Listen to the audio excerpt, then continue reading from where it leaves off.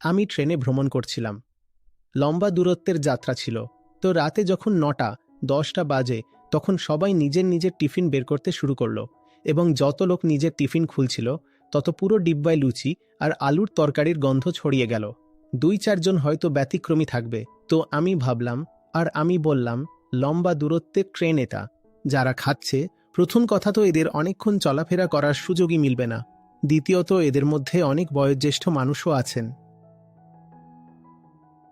আর তৃতীয়ত এদের মধ্যে তো অনেকেই বেশ মোটা, ওভারওয়েট। কিন্তু আমাদের জাতীয় পরম্পরা কি? লুচি আলুর তরকারি।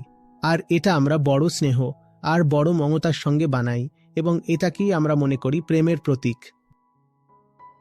কখনো এটা নিয়ে আলোচনা হয়নি, কখনো এটা শিক্ষা বা লালন পালনের বিষয় পরিণতই হয়নি যে কি খাওয়া উচিত, কিভাবে বাঁচা উচিত, শরীর কেমন হওয়া উচিত, ব্যায়াম কতটা করা উচিত। এই বিষয়গুলো নিয়ে আমাদের ঘরে কোথায় কথা হয়? কথাগুলো বুঝতে পারছো?